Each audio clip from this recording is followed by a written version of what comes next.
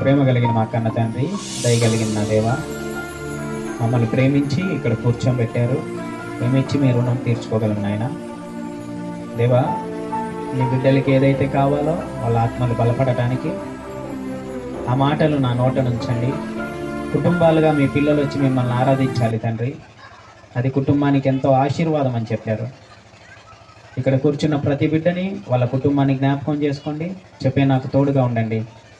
మంచి మాటలు నా నోట నుంచి సముచితమైన జ్ఞానంతో నడిపించమని యేసుక్రీస్తు వారి పేరిట ప్రార్థన సమర్పిస్తున్నాను తండ్రి. ప్రియమైన దేవుని వారలారా, ఈరోజు సమాజాన్ని మనం చూస్తే క్రైస్తవ సమాజంలోనే, క్రైస్తవ్యంలోనే వేల శాఖలు, డినామినేషన్స్ ఏర్పడ్డాయి. నేటికి సుమారు 5,000 చిల్లరకి పైగా శాఖలుగా విడిపోయింది క్రైస్తవ్యం. ముక్కలు చెక్కలైపోయింది. ఇలాగైపోయిన ఈ క్రైస్తవ్యం రోజు రోజుకి బైబిల్ని అనుసరించటం కానీ, బైబిల్ని పాటించటం కానీ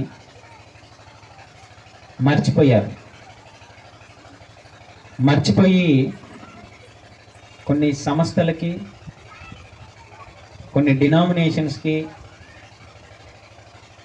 వాళ్ళు అలవాటు పడిపోయారు. చాలామందికి తెలియని సంగతి ఏంటంటే, ఈ రోజుల్లో మొన్న నన్ను ఒక సేవకుడు అడిగారు, బ్రదర్ మీది ఏ సహవాసం అని. అలాగా సహవాసాలకి అలవాటు పడిపోయారు. మీదే సహవాసం అయ్యా అంటే, కొంతమంది చెప్పుకుంటారు మాది పెంతుకోస్తు సహవాసం అని, కొంతమంది మాది హెబ్రోను, కొంతమంది అయితే మాది బ్రదరన్ సహవాసం, కొంతమంది ఆర్సిఎం, కొంతమంది మెథడిస్టు, సెవెంత్ డే అని. ఇలాగా వేల శాఖలు ఉన్నాయి. అయితే బైబిల్లో దేవుడు ఏం చెప్పాడంటే, మీరు ఎక్కడుండాలి, ఎలాగుండాలి, ఎవరితో ఉండాలి అని చెప్పాడు. అంటే మనం చాలాసార్లు విన్నాం. మీరు ఇంటికి వెళ్ళాక చదువుకోండి, అపోస్తుల కార్యం 2 మొత్తం. అపోస్తుల బోధయందు, సహవాసమందు. ఎవరి బోధ? అపోస్తుల బోధ. పోయిన నెలలో మా ఇంటికి నేను ప్రార్థన చేసుకుంటుంటే ఒక పెద్ద ఆయన వచ్చాడు. మరి వాళ్ళు ఎవరో చెప్పలేదు, కానీ మాకు వాళ్ళ అపోస్తుల బోధని, సహవాసాన్ని అంగీకరించారంట. వాళ్ళకి పాత నిబంధనే ముఖ్యమంట. కొత్త నిబంధన ఏదో పెట్టారు, అది మాకు అవసరం లేదు. వాళ్ళు ఎవరో మీకు అర్థమై ఉంటుంది ఇప్పటికే. కనుక అపోస్తుల బోధను, సహవాసాన్ని అంగీకరించని వాళ్ళు ఎలా దేవుడు వాళ్ళని అంగీకరిస్తాడు? అంటే బైబిల్లో ఏం చెబుతున్నాడంటే, మీరు అపోస్తుల బోధలో ఉండాలి, అపోస్తుల సహవాసంలో ఉండాలి. ఎందుకంటే యేసుక్రీస్తు ఏర్పరచుకున్న 12 మంది శిష్యులు, ఏమో అర్థమవుతుంది కదా. ఈ అపోస్తులు 12 మందిని దేవుడు ఏర్పరచుకొని వారు ద్వారా కొత్త నిబంధన రాయించి ఈ బైబిల్ మన చేతికి రావడానికి ఆ 12 మంది ద్వారా స్థిరపరిచాడు దేవుడు.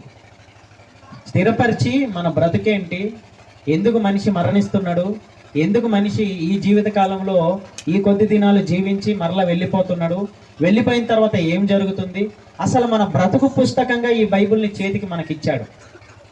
అయితే మన బ్రతుకు పుస్తకమైన బైబిల్ని వదిలేసి, మన బ్రతుకు పుస్తకమైన అపోస్తుల సహవాసాన్ని, బోధను వదిలేసి మనము డినామినేషన్స్ కానీ, సహవాసాలకు కానీ అలవాటు పడొద్దు. ఎందుకంటే క్రైస్తవులకు ఉన్న పెద్ద జబ్బు ఏంటిదంటే, నేను పెంతుకోస్తు సహవాసము అంటే దాన్ని దాటి ఇంకెక్కడికి రాడు. అది తప్పైనా సరే, ఒప్పైనా సరే, అందులో నిజమున్నా లేకపోయినా, అలాగే ఎవరి సహవాసం వాళ్ళకి. బైబిల్ దగ్గరికి వచ్చి బైబిల్ని చూడరు. అంటే మాకెవరో కొంతమంది చెబుతున్నారు, వాళ్ళు చెప్పిందే కరెక్ట్. కానీ బెరియా పట్టణస్తులు అలాగే చేయలేదు. బెరియా వాళ్ళు దెసలోనికలో ఉన్న వారి కంటే గనులై ఉన్నారు కనుక పౌలు బర్నబా చెప్పే వాక్యం, చెప్పే మాటలు ఒకనాడు మొదటి శతాబ్దంలో అలాగున్నవో లేవో ప్రతి దినము వాళ్ళు చెప్పేది లేఖనములలో చదివి నిజంగా అలాగుంటేనే పౌలు నమ్మారు, బర్నబా గారిని నమ్మారు. ఈ రోజు ఎవరు ఏది చెబితే అది గుడ్డిగా నమ్మేస్తాం. అది మనల్ని నరకానికి తీసుకెళ్తుందా, అది మనల్ని మంచి స్థలానికి తీసుకెళ్తుందా, అది మనల్ని క్షేమంలో ఉంచుతుందా అనే అవగాహన నేటి క్రైస్తవులకి లేదు. అందుకే భక్తి ఎట్టిపోతుందో తెలియట్లేదు, ఎలా భక్తి చేస్తున్నారో తెలియట్లేదు, ఏం భక్తి చేస్తున్నారో తెలియట్లేదు. అసలు భక్తి చేస్తున్న క్రైస్తవులు నడవడికి ఎలాగుండాలో కూడా అర్థం కావట్లేదు క్రైస్తవులకి. ఎందుకంటే సంఘాలకు అలవాటు పడ్డారు కదా, దేవుడు చెప్పిన బైబిల్కి అలవాటు పడలేదు, దేవుడు చెప్పించిన వాక్యానికి అలవాటు పడలేదు. సంఘాలకు అలవాటు పడి వాళ్ళు చెప్పింది వేదం అనుకున్నట్టు సిద్ధపడిపోయారు. అంటే మరి మీరు కూడా చర్చిలో వాక్యమే కాదండి చెబుతుంది అంటారేమో. అవునా? ఆ డౌట్ వచ్చిందా? ఎంతమందికి వచ్చింది? నేను చర్చిలో వాక్యం చెబుతున్నాను, అయితే సహవాసం కోసం చెబుతున్నాను. మీ సహవాసం ఎలాగ ఉండాలి అంటే, మీ యొక్క ప్రవర్తన, మీ భక్తి జీవితంలో ఎలాగ ఉండాలంటే బైబిల్ దగ్గరకు వస్తే తెలుస్తుంది అని చెబుతున్నాను. ఆమేన్. ఎక్కడికి వస్తే తెలుస్తుంది? బైబిల్ దగ్గరకు వస్తే తెలుస్తుంది. బైబిల్ దగ్గరకు రాకుండా మనము కానీ డినామినేషన్స్కి అలవాటు పడితే మనకి తెలియదు. తెలుస్తుందా? తెలియదు. బైబిల్ చెప్పాలి మనకి అని చెబుతూ యోహాను గారు రాసిన మొదటి పత్రిక 3వ అధ్యాయము 18వ వచనం, చిన్నపిల్లలారా మాటతోనూ నాలుకతోనూ కాక క్రియతో సత్యముతో ప్రేమించాలి. యోహాను గారి ద్వారా దేవుడు ఏం చెబుతున్నాడంటే, చర్చిలకు వస్తున్న మీరు, ప్రతి వారం వాక్యం వింటున్న మీరు, లేదా మోకరించి ప్రార్థన చేస్తున్న మీరు, లేదా బైబిల్ చదువుకుంటున్న మీరు, మీ ప్రవర్తన ఎలా ఉండాలి అంటే మాటతోనో ఈ నాలుక పలికే మాటలతోనో ఉండొద్దు కానీ క్రియతో ఉండాలి అంటున్నాడు దేవుడు. దేంతో ఉండాలంట? క్రియతో, సత్యముతో. సత్యం అనగా వాక్యము. వాక్యాన్ని ధరించుకున్న మీరు ఆ వాక్య సంబంధమైన క్రియలతో మనుషులు ఎదుట మీ యొక్క క్రియలు చూపించాలి కానీ ఏదో నోరుందని నోటితో చూపించొద్దు. నోరుందని నోటితో చూపించొద్దు అంటున్నాడు. నోటితో ఎలా చూపిస్తారమ్మా అంటే కేవలం మాట, నాకు దేవుడు అంటే ఇష్టం, దేవుడు అంటే ఇష్టం, దేవుడు అంటే ఇష్టం అంటారు. దేవుడు చెప్పిన ఏ పని, అవునా, ఇదేంటిది? మాట. అలాగే దేవుడు అంటే నాకు ప్రాణం, నేను దేవుడు చెప్పినట్టు చేస్తున్నాను అంటారు కానీ దేవుడు చెప్పింది ఏది చేయరు. ఇది మాట, నోటి మాట. దేవుడు అంటే ఇష్టం వేరు. ఇష్టం ఎప్పుడు స్థిరపడుతుంది? ఆయన చెప్పింది చేసినప్పుడు స్థిరపడుతుంది. అవునా కదా? ఏదో నోటి మాటతో మాట చెప్పేస్తే అయిపోతుందా? మన అవసరాన్ని బట్టి మాట చెప్పేస్తే అయిపోతుందా? మన ఆలోచన బట్టి మాట చెప్పేస్తే అయిపోతుందా? నిజంగా దేవుడు అంటే నీకు ఇష్టం వచ్చినప్పుడు ఆయన చెప్పిన 10 ఆజ్ఞలలో ఒకటైనా చేయాలి, కనీసం 2 అయినా చేయాలి. మొత్తం ఎలాగా మనం మనుషులుగా చేయలేము, చేయమని దేవుడు చెప్పాడు. అందులో కొన్నైనా చేసేవారంగా మనం ఉండాలి. ఉండకపోతే మనం నాలుగుతో దేవుణ్ణి మెప్పించే వారంగా ఉంటాం కానీ క్రియతో మెప్పించము. ఏమా? దేవుడు ఏం చెప్పాడు? నీ సహోదరుని ప్రేమించు అన్నాడు. నీ సహోదరుని ఎప్పుడు ప్రేమించినట్టు మీరు? ఏమా? నోటితో చెబితే అయిపోయిందా? నోటితో చెబితే అయిపోయిందా? నిజముగా నీ సహోదరుడు నీ దగ్గరకు వచ్చి నీ తప్పు లేకుండా నిన్ను అరిచినప్పుడు, నీ తప్పు లేకుండా నిన్ను తిట్టినప్పుడు, నీ తప్పు లేకుండా నిన్ను దుర్భాషలాడినప్పుడు, నీ తప్పు లేకుండా నిన్ను వేధించినప్పుడు నువ్వు వెళ్ళి అతనికి నీ తప్పు లేదు, నిన్ను అన్నారు, అతనికి వెళ్ళి సమాధాన పడి నువ్వు నెమ్మది కలిగి, అమ్మా నువ్వు మాట్లాడుతుంది తప్పు, ఇదిగో నా పరిస్థితి ఇదని నువ్వు చెప్పగలిగితే అది క్రియ. నన్ను అన్నాడు కాబట్టి చూసుకుంటా ఇంకా ఆమె సంగతి. దొరకరా ఎక్కడో దగ్గర వస్తుంది, చర్చికి వస్తారు, ఒక సంఘానికి వస్తారు, ఆ సంఘంలో సమాధానం ఉండదు. ఆ సంఘంలో ఇదిగో ఏమో ఇటు వందనాలు చెబుతుంటే అటు తిరిగిద్దామా, ఈయన ఇటు వందనాలు చెబుతుంటే అటు తిరుగుతాడు. ఎందుకంటే మీరు క్రియారూపకంగా లేరు. సహోదరుని క్షమించడం అంటే ఏంటిది? నీ కోపం ఉంది, ఎదుటివారు మాట్లాడినప్పుడు వెంటనే నేను స్పందించి ప్రేమగా మాట్లాడాలి, అది ప్రేమ. అందుకే ఆయన ఏమన్నాడు? క్రియారూపకంగా సత్యంతో చేయాలి, వాక్యంతో. నీ సహోదరు నిన్ను తిట్టింది, నీ సహోదరు నిన్ను అన్నది, కానీ నీ సహోదరు వచ్చి నీకు వందనాలు చెప్పినప్పుడు నువ్వెందుకు అంత చిన్నపుచ్చుకుంటున్నావు, నువ్వెందుకు తలదించుకుంటున్నావు? వెంటనే నువ్వు స్పందించి, అమ్మ వందనాలు, నిన్న మాట్లాడిన దానికి నన్ను క్షమించు, నిన్న మాట్లాడిన దానికి నా తప్పేదన్నా ఉంటే మరలా అలాంటివి జరగకుండా నేను సరి చేసుకుంటాను, నువ్వు నాకు చెప్పమ్మా ఏదన్నా లోపం ఉంటే అని చెప్పుకోవాలి. అది క్రియ, అది క్రియ. అలా లేకుండా నేను ఆమెను క్షమించాను పో, నేను ఆమెను క్షమించాను పో అంటే అర్థమేంటి? అర్థమేంటిది అంటే నీ మటుకు నువ్వు అనుకుంటున్నావు ఏంటిదంటే నేను బాగున్నాను అని. వాక్యం చెప్పాలి. నేను హైదరాబాద్లో దిల్షినార్లో ఒక చర్చికి వెళ్ళామన్న, చర్చి పేరు చెప్పను నేను. బాగా ఉంటారండి, ఆరాధన అయిపోయే వరకు చక్కగా ఉంటారు. ఆరాధన అయిపోయిన తర్వాత మొదలైతాయండి నిజంగా బయట కూడా మనం మాట్లాడుకోవేమో అలాంటి మాటలు. అవసరమైతే చైర్స్, కుర్చీలు తీసుకుని కొట్టుకునే దగ్గరికి వెళ్ళిపోతుంది. ఎందుకు వెళ్ళిపోతుందంటే పదవుల కోసం. వేటి కోసం? నాకు కానుకలు పట్టే బాధ్యత నాకు ఇవ్వాలా, సంఘ పెద్దగా నాకు ఇవ్వాలా, ఈ చర్చిలో చైర్పర్సన్గా నాకు ఇవ్వాలా, సెక్రటరీగా నాకు ఇవ్వాలా. నిజంగా ఎంత దుర్బలమైన పరిస్థితి అంటే ఒక క్రైస్తవులు అయ్యుండి లోకంలో ఒక రాజకీయ నాయకులు కొట్టుకున్నట్టు కొట్టుకుంటున్నారు. క్రైస్తవులకి నిజంగా సిగ్గుండాలి.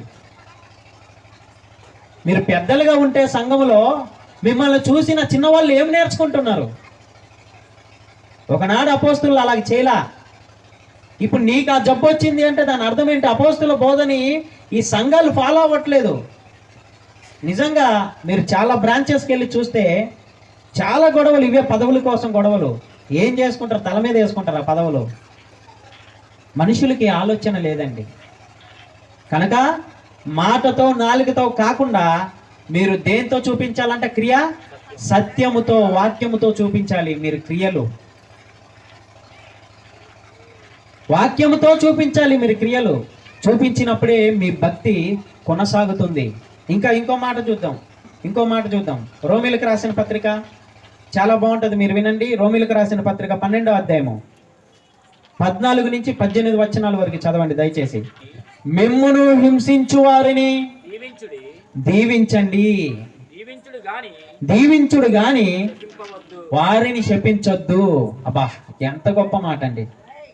మనల్ని హింసించే వారేనంట, మనల్ని నొప్పించే వారేనంట, మనల్ని బాధ పెట్టేవారేనంట మనం ఏం చేయాలంట? దీవించాలంట. నిజంగా నేటి క్రైస్తవులకి ఆ మనసుందా? ఆ మనసుందమ్మా? పొరపాటున ఏదన్నా తొందరపాటు వాళ్ళ ఇంట్లో భర్త కొడితేనే దీవించలేని పరిస్థితి. వెంటనే శాపనార్థాలు వచ్చేస్తాయి. వీడు చావనన్న చావలేదు, అందరూ చేస్తున్నారు మంచి మంచి వాళ్ళు. అవునా? భార్య ఏదన్నా చిన్న పొరపాటు చేస్తే తెలుసో తెలియకో లేకపోతే మూర్ఖత్వంతోనో వెంటనే శాపవచనం వచ్చేస్తుంది. అందరు చనిపోతున్నారు, ఇది చస్తే బాగుండేది. వస్తుందా? అంటే మనుషులకి క్రైస్తవ్యాన్ని ధరించుకున్నారు కానీ ఈ క్రైస్తవ్యాన్ని ఎలా పాటించాలో తెలియట్లేదు. అదే దేవుడు నేర్పించడానికి చర్చెస్లో కూర్చోబెడుతున్నాడు మనల్ని. మనం పాట పాడి వెళ్ళిపోవటానికో, ఆరాధనలో ఎగిరి వెళ్ళిపోవటానికో, లేకపోతే ఇంకేదో చేసి వెళ్ళటానికి కాదు. ఈ వాక్యములో ఉన్న లోతైన సత్యం మీకు తెలిస్తే మీ జీవితాలు కట్టబడతాయి. నిజంగా ఈ మనసు కానీ మనకు వస్తే, మరొకసారి చదువునానమాట,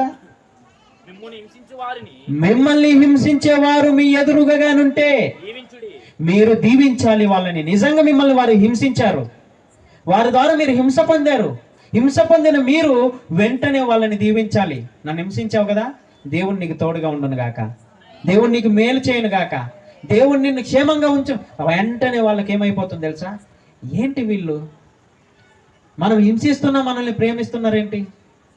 మనం ఇంత నీచంగా వాళ్ళ ఎదుట ప్రవర్తిస్తున్నా మనల్ని ఎందుకు ఇంకా నువ్వు ప్రేమిస్తున్నారు అంటే శాపవచనం ఎందుకు రావట్లేదు వాళ్ళ నోటి నుంచి?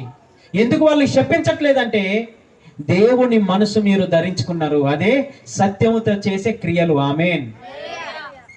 మిమ్మల్ని హింసించు వారిని దీవించండి కానీ వాళ్ళని శపించకండి.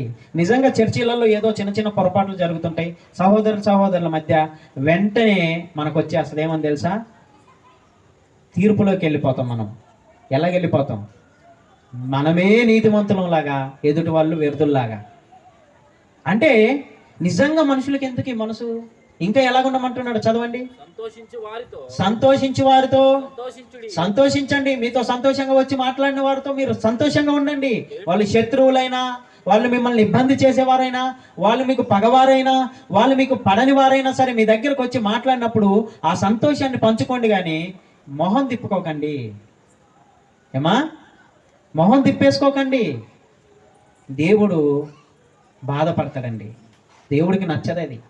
నిజంగా నేనే మీకు పడదనుకుందాం, నేను వచ్చి ప్రేమగా మీతో మాట్లాడినప్పుడు మీరు మాట్లాడడానికి ఏమమ్మా, అంతే కదా. నీకు పడని వారు నీ ఎదురుగా వచ్చినప్పుడు మీరు సంతోషంగా మాట్లాడండి అంటూ ఇంకేమంటున్నాడు చూడండి. ఏడ్చే వారితో మీరు కూడా ఏడవండి. ఒకనితో ఒకడు మనసులు కలుపుకోండి. మీరు అది నాలుగుతో కాకుండా క్రియతో చేయమన్నది ఏంటంటే, మీరు హృదయాలు ఒకటిగా కలుపుకోండి. నిజంగా మీ మనసులు ఒకటిగా ఉంటే మీ మాట ఒకటిగా ఉంటుందా లేదా? ఏమా, మనసులు ఎప్పుడైతే దూరం అవుతాయో అప్పుడు మాట వేరు వస్తుంది. ఒకరు తానా అంటే ఇంకొకరు తందానా అంటారు, అవునా? అంటే ఒకరితో ఒకరు మీరు మనసు కలుపుకోండి. నిజంగా ఈరోజు కుటుంబాలలో విడాకులు ఎందుకు వివేచ్ఛగా జరుగుతున్నాయంటే, ఏ కోర్టుకి వెళ్ళినా 90 కేసులు ఉంటే అందులో 70 కేసులు విడాకుల కేసులేనండి. నిజంగా దురదృష్టం మనిషిది. ఎందుకంటే మీరు ఇంటిలోనే మనసు కలుపుకోలేకపోతున్నారు, సమాజంలో ఎవరో ముక్కు మొహం తెలియని వారి దగ్గర సంఘంలో వచ్చి కూర్చుంటున్నారు. వాళ్ళతో ఎలా కలిసిపోతుంది మీ మనసు అంటే, మిమ్మల్ని హింసించే వారిని దీవించే మనసు రావాలి. ఆమేన్. మిమ్మల్ని ఇబ్బంది చేసేవారిని, మిమ్మల్ని ఉచితంగా అనేవారిని, మిమ్మల్ని తిట్టేవారిని మీరు దీవించగలగాలి. శపించే మనసు మీకు ఉండొద్దు. ఎవరన్నా పొరపాటున ఏదన్నా మాట ఉంటే వెంటనే అంటాం, వాడు సావాలి, వాడికి అలాగే అవ్వాలి, వాడి నాశనం అవ్వాలి. ఒకరి నాశనం కోరుకునేటట్టు మనం ఉంటే దేవుడికి నచ్చదు అంటున్నాడు. ఎందుకు దేవుడు చర్చీలకి మీరు మళ్ళీ ప్రతి వారం తీసుకొచ్చి కూర్చోబెడుతున్నారంటే, మనం మారడానికి, మనలో మార్పు రావడానికి. అంతేగాని ఏదో కూర్చుని వెళ్తే ఆశీర్వాదం వస్తుంది, కూర్చుని వెళ్తే ఇల్లు వస్తుంది, కూర్చుని వెళ్తే లక్షల డబ్బులు వస్తాయి, కూర్చున్నాడు ఇంకా బాగుంటున్నాడు, మరి వాడికి ఇస్తున్నాడు కదా. అంటే కూర్చున్న మన ద్వారా ఏదో నేర్చుకోవాలి కూర్చొని వాళ్ళు. ఆమేన్ అని చెప్తే ఇంకా ఏమని చదువునానా? హెచ్చువాటి యందు మనసు ఉంచొద్దు. వేటి యందు ఉంచొద్దమ్మా? హెచ్చువాటి యందు అంటే హై స్టాండర్డ్, హై లెవెల్స్కి వెళ్ళొద్దు ఎవరు. కొంతమంది చూడండి, ఉంది కొద్దిగా, లెవెల్ మాత్రం చాలా ఎక్కువగా ఉంటుంది. అంటే హెచ్చుతనంగా మనం వెళ్ళకూడదు. మనకున్న దానిలో తగ్గించుకుని వెళ్ళాలి. నీకు అది, నీ దగ్గర 10 రూపాయలు ఉన్నాయి, రూపాయి ఉన్నట్టుగానే నువ్వు ప్రవర్తించు, ఏం పోతుంది నీకు? అంతేగాని 10 రూపాయలు ఉంచుకుని 100 రూపాయలాగా ప్రవర్తిస్తే 10 పోగొట్టుకునే పరిస్థితి వస్తుంది. హెచ్చువాటి యందు మనసు ఉంచక తగ్గించుకునే స్వభావం మనకి రావాలి. తగ్గించుకునే స్వభావం. నేనేంటి అతనికి తగ్గేది, అవునా? అందుకేనా భార్యాభర్తల గొడవలు పెరుగుతుంది. సరే, గృహంలో పెద్ద, మిమ్మల్ని పరిపాలించేవాడు భర్త ఏదో అన్నాడు ఒక మాట, పోనీ క్షమించు మంచి హృదయంతో. ప్రేమైన దేవుని వారలారా, వాక్యం వినేవారికి చెబుతున్నాడు దేవుడి మాట. తన కోసం ప్రార్థన చేయి, లేదా తనకు అర్థమయ్యేటట్టు చెప్పు. ఎందుకండి అంత కోపడతారండి, నేనేం చేశానండి, మీరు అలా చిరాకు పెడితే నాకు బాధ కదా అని చెప్పుకునే మనసు రావాలండి. లేకపోతే వాడికేంటి నేను తగ్గేదన్న స్వభావంలోకి మీరు వెళ్ళారంటే, ఇంత ప్రేమ కూడా పురుషుడికి మనలో ఉండదు, మన మీద ఇంత ప్రేమ ఉండదు, ఇంత ఆలోచన ఉండదు. అందుకే ఆయన ఏమంటున్నాడు? తగ్గువాటి యందు ఆసక్తి చూపించండి, తగ్గించుకోవటానికి ఆసక్తి చూపించండి. కనుక మీరు ఎవరిని చులకనగా మాట్లాడకండి. కొంతమంది చూడండి, సింపుల్ గా తీసేస్తారు, వాడేంట్లే వేస్ట్ గాడు, అవునా? తీసేస్తారా లేదా? ఇప్పటి నుంచి ఆ మనసును చంపేసుకోండి అంటున్నాడు దేవుడు. అబ్బా, వండర్ఫుల్ అండి వాక్యం, అద్భుతం అండి. దేవుడు మనిషిని ఎలా సరిచేస్తున్నాడు చూడండి. జంతు స్వభావంతో ఉన్న మనిషిని ఒక మనిషిలాగా మారుస్తున్నాడండి. మీరు హెచ్చించుకుంటే అనేక గొడవలు, అనేక సమస్యలు. అదే తగ్గించుకుంటే మీ మీదకి వచ్చిన వాడు కూడా వెంటనే కామైపోతాడు. తగ్గించుకునే స్వభావం మనిషిలోనికి రావాలి. 18 చదవండి తల్లి. సత్యమైతే మీ చేతనైనంత సత్యమైతే మీ చేతనైనంత మట్టుకు సమస్త మనుషులతో చూడు, ఒకరితో ఇద్దరు తన లేదు, నీ కుటుంబం తన లేదు, చర్చిలో వచ్చే వాళ్ళు తన లేదు, నీ చుట్టుపక్కల నీకెంతమంది అయితే మనుషులు తెలుసో, లేదా ఈ భూ ప్రపంచంలో ఉన్న మనుషులందరూ నీకు పరిచయం అనుకుంటే వాళ్ళందరితో కూడా సమాధానముగా ఉండండి. అబ్బా, సత్క్రియ అంటే ఏంటిది? ఇదండి మంచి క్రియలు అంటే ఇవి. నిజంగా నీ శత్రువుతో సమాధాన పడుతున్నారా మీరు? పోనీ మీ ఇంట్లో మీ వాళ్ళతో సమాధాన పడుతున్నారా?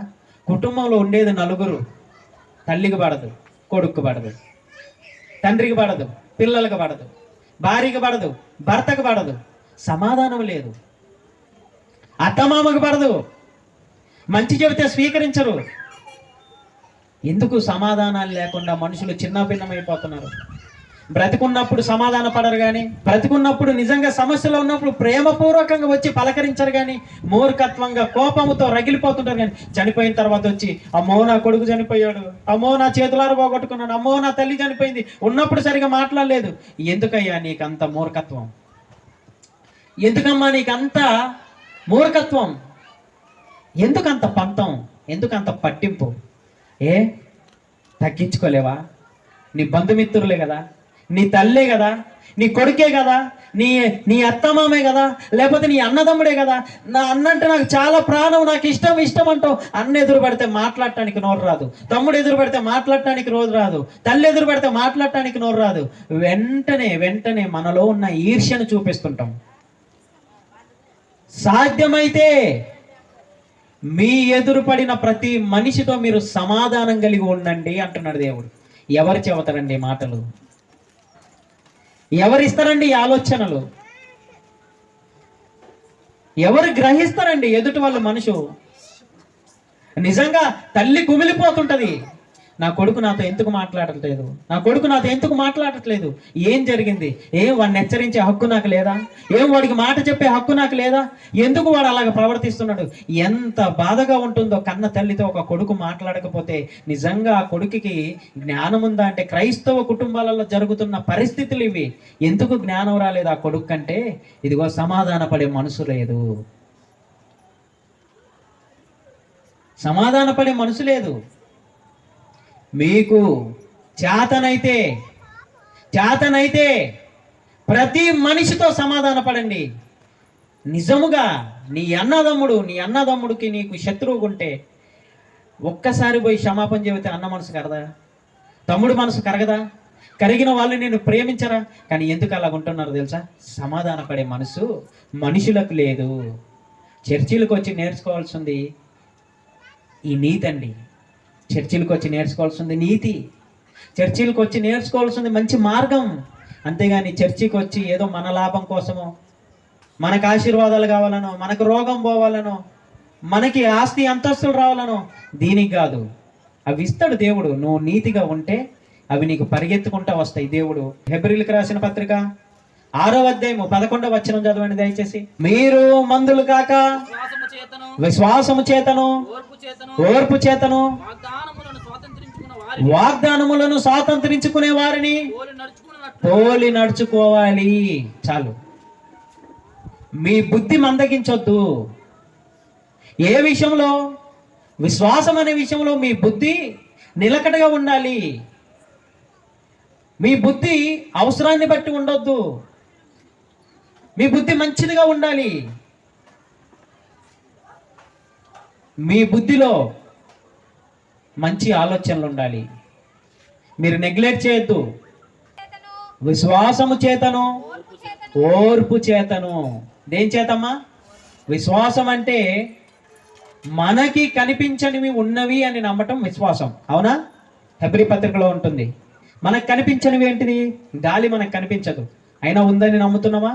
స్పర్శిస్తున్నాం. అది చేతికి తగిలినప్పుడు, ఈ దేహానికి తగిలినప్పుడు చల్లగా ఉంది కనుక గాలి వస్తుంది. ఎదుగో గాలి ఎంత చక్కగా వస్తుంది. అలాగే దేవుడు కూడా మనకి కనిపించడు కానీ ఉన్నాడు అని నమ్మటమే విశ్వాసం. పరలోకం కనిపించదు కానీ ఉంది అని నమ్మాలా, చూసిన దేవుడు చెబుతున్నాడు కనుక. అలాగే నరకం కనపడదు, ఉంది అని నమ్మాలి. ఎందుకంటే కనిపించని గాలిని ఎలా స్పర్శిస్తున్నామో. ఎందుకు గాలి కనపడకుండా దేవుడు పెట్టాడు అంటే, ఇదిగో ఆయన ఉన్నాడు అని రుజువు చేయటానికి నీ కనువిప్పు కలిగించాలి. లేని దాన్ని నువ్వు అనుభవిస్తున్నావు కదా. నీకు కనిపించిన దేవుడు నీకు ఇచ్చిన ప్రతి రుచిని అనుభవిస్తున్నావు, ప్రతి బంధాన్ని అనుభవిస్తున్నావు, ప్రతి ఆనందాన్ని అనుభవిస్తున్నావు. ఈ లోకంలో వచ్చిన ప్రకృతి ఆనందాన్ని నువ్వు ఆస్వాదిస్తున్నావు. నిజంగా ఈ ప్రకృతి అందాన్ని తిలకించడానికి వైజాగ్ అంటారు, ఊటీ అంటారు, అమెరికా అంటారు, ఢిల్లీ అంటారు, ఎక్కడికెక్కడికో వెళ్ళి చూస్తుంటారు. ఎందుకో తెలుసా? అవన్నీ కూడా దేవుని సృష్టి. అరకెళ్తే ఏముంటుందండి? మంచి మంచి జలపాతాలు, పచ్చని చెట్లు, ప్రకృతి. ఊటీ వెళ్తే ఏముంటుందండి?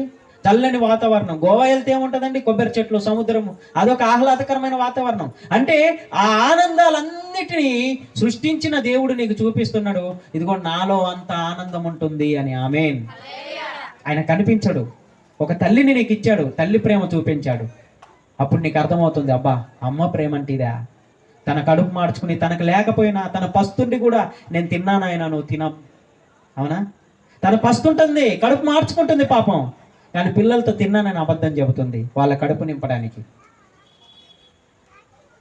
తల్లి ప్రేమను చూసినప్పుడు కొంతమంది బిడ్డలకి గుండె తరుక్కుపోతుంది.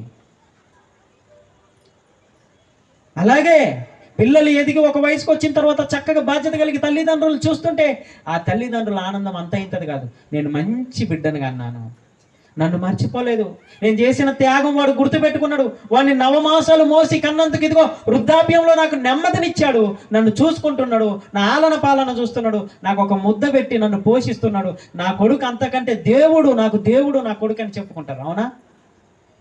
కొడుకులో చూపెట్టాడు కొడుకు ప్రేమ ఏంటిదో తల్లిదండ్రులకి. భార్యలో చూపెట్టాడు భర్తకి ప్రేమ. నాలన పాలన చూసేది, నా కోసం పని చేసి చక్కగా వండి పెట్టేది, నా బట్టలు ఉతికేది భార్య, నా కోసం శ్రమ పడేది. అంటే ఆయన ప్రేమ ఎన్ని బంధాలలో చూపిస్తున్నాడు తెలుసా? కానీ ఆయన బంధాలన్నిటికీ మనం వ్యతిరేకులం అయిపోతున్నాం. అందుకే మీరు ఎలాగుండాలి? ఒకరికొకరు సమాధానం కలిగి ఉండాలి. బా నిజంగా ఈ రోజుల్లో మనుషులకి ఇవి తెలియదు కనుకే మన చుట్టుపక్కల చూస్తుంటాం కదా. ఇక్కడ ఉన్న వాళ్ళలో కూడా కుటుంబాలలో ఆ బాధను అనుభవిస్తుంటారు. ఎవరొకరు సమాధానం లేక, ఒకరికొకరికి పడక, ఒకరికొకరు అర్థం చేసుకునే మనసు లేక ఇబ్బందులు పడి ఏడుస్తుంటారు. భార్యను అర్థం చేసుకోలేక భర్తను అర్థం చేసుకోలేక భార్య ఏడుస్తుంటుంది, కన్నీరు గారుస్తుంది. ఎందుకు ఈయన ఇంత మూర్ఖత్వంగా ఉన్నాడని. ఇవన్నీ ఎందుకు మిమ్మల్ని గ్రహించుకొని నెమ్మది కలిగి చక్కగా విశ్వాసంతో ఓర్పు కలిగి ఉండమన్నాడంటే ఒక నిరీక్షణ ఉంది. మీకు కనిపించని ఒక లోకం ఉంది, మీకు కనిపించని ఒక భయంకరమైన శిక్ష ఉంది. అది నరకం అంటున్నాం, లేకపోతే పాతాళం అంటున్నాం. కానీ మీకు కనిపించకుండా మీ కొరకు నేను దాచిపెట్టిన ఒక ఆనందం ఉంది, అదే పరలోకం. అందులో చావు లేదు, అందులో అనారోగ్యం లేదు, జబ్బు లేదు. ఈ కడుపు నింపుకోవటానికి కష్టపడాల్సిన అవసరం లేదు. ఈ కడుపుని ఒక గొయ్యిలోగానే వేసినట్టు ఊరకాయ అయినా. నిజంగా లోకంలో ఒక సామెత ఉంటుంది, ఎన్ని చెరువులన్నా పోడ్చవచ్చు కానీ కడుపును పోడ్చలేమంట. ఈ పూట తింటే మళ్ళీ తెల్లారి కాకలంట, తెల్లారి తింటే మధ్యాహ్నానికి కాకలంటది, మధ్యాహ్నం తింటే సాయంత్రం కాకలంటది. ఎన్ని వేసినా వెళ్తానే ఉంటది, కానీ వద్దు అని మాత్రం 100 చెరువులన్నా పోడ్చవచ్చు కానీ ఈ కడుపుని. నిజంగా కోటి విద్యలు కూటి కోసం, కూడు కడుపు కోసం. ఇదే తెలిసింది లోకానికి, ఇదే తెలిసింది.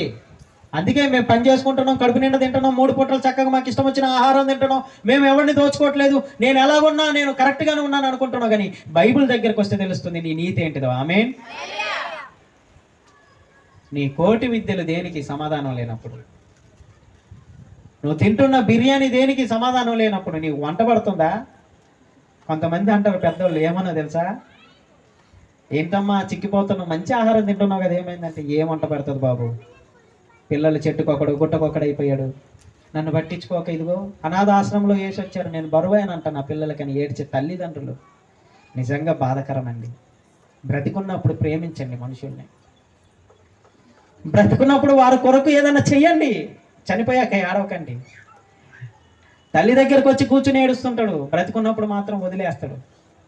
ఎందుకంటే సమాధానపడే మనసు, విలువలతో కూడిన బ్రతుకు తల్లిదండ్రులు నేర్పించట్లేదు పిల్లలకి. కానీ చర్చికి వచ్చిన ప్రతి తల్లిదండ్రులకి దేవుడు నేర్పిస్తున్నాడు. ఆమేన్. అయితే ఈ రోజు నుంచి మీరు ఇవి ధరించుకొని ముందుకెళ్ళండి. అయితే ఎందుకు ఆ కనిపించని లోకం కోసం మిమ్మల్ని పోరాడమంటుండు? ఎందుకు అంత ఆలోచన కలిగి దేవుడు మీకు ఈ వాక్యాన్ని చెప్పిస్తూ మిమ్మల్ని సరిచేయాలనుకుంటున్నాడంటే, మీరు అనుకుంటున్నారు నేను నా తల్లికి పుట్టే కదా, నేను నా తండ్రికి పుట్టే కదా, కనుక దేవుడితో పని ఏంటి, నాకు వాళ్ళే ముఖ్యమైన ఆలోచన మీరు ఆలోచిస్తున్నారేమో.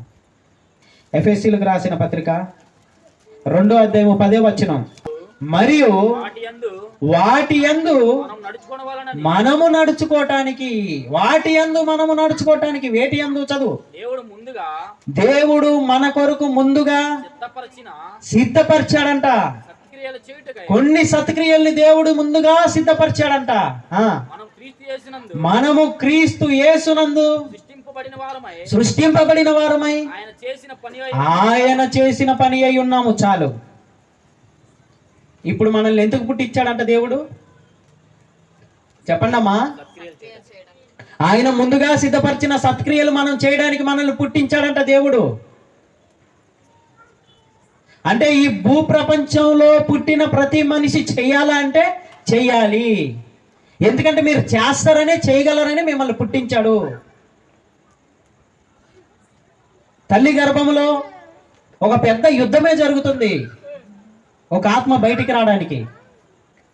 కొన్ని కోట్ల కణాలు తల్లి గర్భంలోకి వెళ్తే తండ్రి నుంచి, శుక్ర కణాలు, అందులో నుంచి కొన్ని మిగిలితే ఆ కొన్నిలో కూడా కొన్ని పోరాటం చేసి చేసి అందులో చివరికి ఒక 8 మిగిలితే ఆ 8 మళ్ళీ పోరాటం చేసి చేసి ఒక్కటి మాత్రమే తల్లి అండాశయానికి చేరుతుంది, అది గర్భం దాలుస్తుంది. ఆమేన్.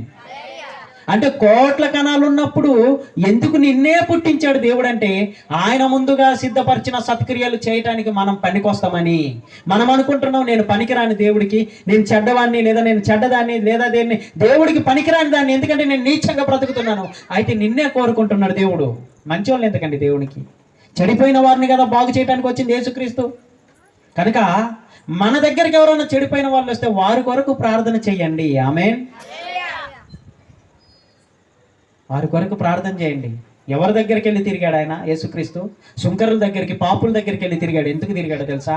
వాళ్ళకి జీవితం విలువ తెలియక పాడైపోయారు, జీవితం విలువ తెలియక బంధాలు కోల్పోయారు, జీవితం విలువ తెలియక ఏడుస్తున్నారు, జీవితం విలువ తెలియక ఎంతో నరక వేతన పడుతున్నారు ఇక్కడే. కనుక నా దగ్గరకు వస్తే నేను ఆదరిస్తాను మిమ్మల్ని. ముందుగా సిద్ధపరిచిన సత్క్రియలు మీరు చేయటానికి తల్లి గర్భంలో కోట్ల కణాలు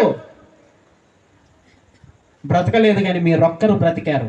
అదే ఆ రోజు మీరు కానీ చనిపోయి ఇంకొకరిని బ్రతికించుంటే మీరు ఇక్కడ ఉండేవాళ్ళు కాదు. అలాగే నా తల్లి గర్భంలో నన్ను ఉంచాడు కనుక నేను నీతిగా బ్రతుకుతానని దేవునికి ఎప్పుడు సిద్ధపరచుకున్నాడు? నా తల్లిదండ్రులు పుట్టక ముందే సిద్ధపరచుకున్నాడు కనుక ఆయన ఏమంటున్నాడు? చదవండి మరొకసారి ఆ మాటని. మరియు వాటి యందు మనం నడుచుకున్న వలనని దేవుడు ముందుగా సిద్ధపరిచిన సత్క్రియలు యందు మనము క్రీస్తు యేసునందు సృష్టింపబడిన వారమై ఆయన చేసిన పని అయి ఉన్నాము. ఆమేన్. ఇప్పుడు చెప్పండి, ఎందుకు ఈ లోకంలో మనం బ్రతికున్నామంటే ఆయన సత్క్రియలు చేయటానికి బ్రతికున్నాం. ఏంటి ఆయన సత్క్రియలు? నిన్ను వల్లే నీ పొరుగువాన్ని ప్రేమించండి, నీ సహోదర ఆపదలో ఉన్నప్పుడు వదిలేసి వెళ్ళకండి. మమ్మల్ని ప్రేమించేవారు అంటే ఎవరండి? మనం ఇబ్బందుల్లో ఉన్నప్పుడు, మనం సమస్యలో ఉన్నప్పుడు, మనం ఎంతో వేదన పడుతున్నప్పుడు, మనం అనారోగ్యాలు పాలయ్యి హాస్పిటల్లో ఉన్నప్పుడు మన దగ్గరకు వచ్చి మనల్ని పరామర్శించి ఇవ్వలేకపోయినా మనకి ధైర్యం చెబుతారు చూడండి, వాళ్ళండి మనల్ని ప్రేమించేవారు. అంతేగాని నీకు ఆపద వచ్చిందా అనగానే నిన్ను వదిలిపెట్టి వెళ్ళిపోయి, నీకేదో డబ్బులు అవసరం అనగానే నిన్ను వదిలిపెట్టి వెళ్ళిపోయి, నీకేదో ఇబ్బంది వస్తుందని చెప్పి నువ్వు ఎదురు పడగానే అటు మొహం తిప్పుకుని వెళ్ళిపోయేవాడు ప్రేమించేవాడు కాదు. ఈరోజు బంధువులు కూడా ఎదురు వస్తుంటే అటు తిరిగి వెళ్ళిపోతారు. ఎందుకంటే అమ్మో ఏమో పరిస్థితి బాగాలేదు, మమ్మల్ని ఏదన్నా అడుగుతుందేమో, మమ్మల్ని ఏదన్నా అడుగుతారేమో. ఎందుకండి మనం పుట్టింది? సత్క్రియలు చేయటానికండి. వాళ్ళు అడిగితే ఉంటే చెయ్యండి, లేకపోతే లేవని చెప్పండి. క్రైస్తవులమైన మన మాట అవునంటే అవును, కాదంటే కాదు అన్నట్టు ఉండాలి. అంతేగాని దొంగతనంగా వెళ్ళిపోతే మనమేం దొంగలం కాదు కదా. సహోదరుని ప్రేమించలేని మనసు, నిజంగా వాళ్ళు అనారోగ్యంలో ఉన్నప్పుడు ఒక 10,000 సహాయం చేయలేము, వాళ్ళు చనిపోతే వచ్చి ఏడుస్తాం. ఆ రోజు నన్ను అడిగారు, నేను ఇచ్చుంటే బతికేవారేమో, కుమిలిపోతుంటారు. ఎందుకు అంత బాధ? ముందుగా సిద్ధపరిచిన సత్క్రియలు. అందుకే మీరందరూ మంచి సహాయం చేసే మనసును ధరించుకోండి. మీ పొరుగు వారి కోసం ప్రార్థన చేసే మనసును ధరించుకోండి. ఎవరన్నా ఆపద అని వస్తే వాళ్ళకి మంచి పనికైతే మీ సాయన, మీ చేతనైనంత మీరు చెయ్యండి. అంతేగాని మొహం చాటేయకండి. ఎందుకంటే వాళ్ళు మనమంటి మనుషులే. మనకు ఆపద వచ్చినప్పుడు నిజంగా దేవుడు ఇంకెవరినైనా పంపిస్తాడు వాళ్ళకి మనం మేలు చేస్తే. అంతేగాని మొహం చాటేస్తే మనకు ఆపద వచ్చినప్పుడు దేవుడు వాళ్ళ మొహాన్ని చాటేసేలా వాళ్ళ మనసును తిప్పుతాడు. ఆమేన్. వాక్యం అద్భుతంగా ఉంది కదా, అర్థమవుతుంది అందరికీ? నీ చేయలేపండి అర్థమయ్యే వాళ్ళు. వెరీ గుడ్, అందరికీ అర్థమవుతుంది. ఇంకొక మాట చూడండి తల్లి, యోహాను సువార్త 16వ అధ్యాయము 20వ వచనం. మీరు ఏడ్చి ప్రలాపింతురు గాని లోకము మిమ్మల్ని చూసి సంతోషిస్తుంది. ఏమా, మీరు ఏడుస్తారంట, ప్రలాపిస్తారంట, లోకం మాత్రం మిమ్మల్ని చూసి సంతోషిస్తుందంట. నిజంగా చాలా మంది చూశారు కదా, చర్చికి వస్తే పడదు, చర్చికి వస్తే నచ్చదు, చర్చికి వస్తే ఇష్టపడరు, చర్చికి వస్తే శత్రువుని చూసినట్టు చూస్తుంటారు. ఈ భూ ప్రపంచంలో ఎంతో వ్యర్థమైన వాళ్ళు ఉన్నారు. వాళ్ళ బంధుమిత్రులలో ఉంటారు, వాళ్ళ చుట్టుపక్కల వాళ్ళు ఉంటారు, వాళ్ళ అన్నదమ్ములలో ఉంటారు, వ్యర్థమైన బ్రతుకులు బ్రతుకుతున్న వారు ఉంటారు. వాళ్ళ దగ్గరకు వచ్చి ఎందుకురా దరిద్రుడా ఇలా ఉన్నావని చెప్పరు. కానీ చర్చికి వస్తే మాత్రం నువ్వు వెదవి, నువ్వు చెడిపోయిన వాడివి లేదా చెడిపోయిన దానివి, చర్చికి వెళ్తున్నావు నువ్వు. ఎందుకంటే నిజంగా చర్చి యొక్క విలువ అతనికి తెలియదు గనక. మీరు అంతగా ఏడుస్తున్నారు, మీరు ప్రలాపిస్తున్నారు, లోకం మిమ్మల్ని చూసి నవ్వుతుంది. ఇదిగో దేవుళ్ళో ఉన్న వీళ్ళని ఏడిపించాం కదా, దేవుడు దేవుడు దేవుడు అంటూ పరిగెడతారు. వీళ్ళకి కావాలి, వీళ్ళ తిక్క కుదరాలి. ఏది వీళ్ళు దేవుడు వీళ్ళకి సహాయం చేశాడా, వీళ్ళు దేవుడు వీళ్ళతో ఉన్నాడా అని మిమ్మల్ని కించపరిచినప్పుడు, మిమ్మల్ని దూషించినప్పుడు, మిమ్మల్ని హేళన చేసినప్పుడు గుండె కోతతో నొచ్చుకుని ఏడ్చేవాళ్ళు. నిజంగా సేవకుల్ని ఎంతమంది తిట్టట్లేదండి, సేవకుల్ని ఎంతమంది బాధపరచట్లేదండి. నిజంగా ప్రియమైన దేవుని వారలారా, దేవుడు మనకు పెట్టే కొన్ని శ్రమలు మనకి ఏదో నేర్పించడానికి పెడతాడు. నిజంగా ఇది వచ్చింది అని మనం బాధపడితే నిజంగా అది అర్థం లేని జీవితం. మీరు ఏడుస్తారంట, ప్రలాపిస్తారంట, లోకం మిమ్మల్ని చూసి నవ్వుతుందంట. అయితే దేవుడు ఏమంటున్నాడు చూడండి, మీరు దుఃఖింతురు గాని మీ దుఃఖము నేను సంతోషం చేస్తాను. ఆమేన్. మీరు లోకం మిమ్మల్ని ఏడిపించినప్పుడు, నిజంగా లోకంలో చూడండి, ఎవరన్నా బాధపడుతుంటే వీళ్ళకి అలాగే జరగాలని సంతోషపడే వాళ్ళు ఉన్నారా లేరా? మన ఎదురుగా మన చుట్టుపక్కలే కనపడుతుంటారు. మనం అంటుంటాం అప్పుడప్పుడు వాళ్ళ కోసం మాట్లాడుకుంటుంటాం. ఏమన్నా తెలుసా, వాడు మనసు ఏం మనసురా, చండాలమైన మనసు. ఎవడన్నా బాధపడుతుంటే నవ్వుతుంటాడు, లోపల లోపల ఆనందిస్తుంటాడు వాడు. నిజంగా వాడికి బాధ వచ్చినప్పుడు ఎదుటివాడి పరిస్థితి కూడా అలాగే, అవునా? కనుక అట్టి మనసు ధరించుకోకండి. ఎవరన్నా బాధలో ఉన్నప్పుడు వాళ్ళని పరామర్శించండి, వాళ్ళని చూసి నవ్వకండి. ఎలాగన్నా రాని బాధ, ఎలాగన్నా రాని, వాడు చెడ్డోడై రాని, లేకపోతే ఇబ్బంది కొని తెచ్చుకొని ఎలాగన్నా రాని, వాడికి బాధ వచ్చినప్పుడు నిజముగా కానీ మీరు వాళ్ళ కోసం కన్నీరు కారవగలిగితే వాళ్ళ బాధ నుంచి తొలగించిన వారు అవుతారు. లోకము మిమ్మల్ని చూసి సంతోషిస్తుంది, కానీ మీరు ఏడ్చినప్పుడు దేవుడు అంటున్నాడు, మీరు ఏడ్చిన ప్రతిసారి మీ కన్నీరు నా బుడ్డిలో దార్చబడి ఇదిగో మీకు ఒక రోజు ప్రతిఫలం ఇస్తాను, నిత్య ఆనందము, అదే పరలోకము. ఆమేన్. కనుక బాధపడకండి. కనుక ఇదిగో మేము ఒకప్పుడు బాగున్నప్పుడు మమ్మల్ని చూసి ఎంతో సంతోషించారు, ఇప్పుడు మమ్మల్ని ఎక్కిరిస్తున్నారు, ఇప్పుడు మమ్మల్ని దూషిస్తున్నారు, మమ్మల్ని చిన్నతనంగా చూస్తున్నారు. లోకం నిన్ను చెడుగా చూసిన ప్రతిసారి మీరు ఏడవచ్చు, కానీ దేవుడు మిమ్మల్ని గొప్పవారిగా చూస్తున్నాడు. అందుకని ఏమంటున్నాడు, మీరు ఏడుద్దురు కానీ లోకము నవ్వుతుంది, సంతోషముగా నేను నీతో నిత్యముగా చెప్పున్నది. మీరు ఏడ్చి ప్రలాపింతురు గాని లోకము సంతోషిస్తుంది, మీరు దుఃఖింతురు గాని మీ దుఃఖము సంతోషమగును. మీతో నిశ్చయముగా లోకాలను కలిగించి మిమ్మల్ని పుట్టించిన దేవుణ్ణైనా నేను చెబుతున్నాను, మీ సంతోషం త్వరలో ఉంది, అది మీ మరణం తర్వాత మీరు చూస్తారు. ఆమేన్. ఎందుకంటే మరణం తర్వాత మొదలవుతుంది జీవితం. ఇది జీవితం కాదండి, మీరు భ్రమపడద్దు. మరణం తర్వాత మొదలవుతుంది. ఎందుకంటే ఇక్కడ చావు ఉంది కానీ ఆత్మకు చావు లేదు. అందుకే ఆత్మ ఉంది కనుక చూస్తున్నారు, ఆత్మ ఉంది కనుక మాట్లాడుతున్నారు, ఆత్మ ఉంది కనుక బాధపడుతున్నారు, ఆత్మ ఉంది కనుక ఏడుస్తున్నారు, ఆత్మ ఉంది కనుక సంతోషం వచ్చినప్పుడు సంతోషిస్తున్నారు, ఆత్మ ఉంది కనుక ఆనందాన్ని అనుభవిస్తున్నారు, తిన్నదానికి రుచులు అనుభవించి మురిసిపోతున్నారు. ఆత్మగాని ఒక్కసారి వెళ్ళిపోతే శవానికి పెట్టండి, బిర్యానీ తీసుకెళ్ళి శవానికి చెప్పండి, చెవులో శవాన్ని నడిపించండి కొద్దిగా ఆనందకరమైన స్థలానికి, శవాన్ని కొట్టండి, స్పందిస్తుందేమో. అంటే ఇప్పుడు బ్రతికున్నప్పుడు కూడా ప్రతిదీ అనుభవిస్తుంది మీ లోపలున్న ఆత్మ గాని, ఈ శరీరం కాదు. ఆమేన్. శరీరం కానీ అనుభవిస్తే చనిపోయాక కూడా అనుభవించాలి. అంటే లోపల ఉన్న శక్తి అనుభవిస్తుంది. కనుక మీకు మంచి జీవితం ఎప్పుడుందో తెలుసా? మీరు మరణించిన తర్వాత నేను ఇస్తాను. లోకం నవ్వుతుందని మీరు బాధపడకండి, నవ్వుకొని. ఎంతమంది నవ్వుకుంటారో మిమ్మల్ని చూసి నవ్వుకొని, అబ్బో భక్తిపరురాలు వచ్చిందిరా, అబ్బో భక్తిపరుడు వచ్చారా, అబ్బో ఇబ్బో ఎన్ని సంవత్సరాలు తప్పులో బ్రతికి ఇప్పుడు భక్తిపరులాగా చర్చి చుట్టూ తిరుగుతున్నారంటే నవ్వుకొని దేవుడు ఒక రోజు ఇస్తాడు. ఎంత గొప్ప మాటలండి.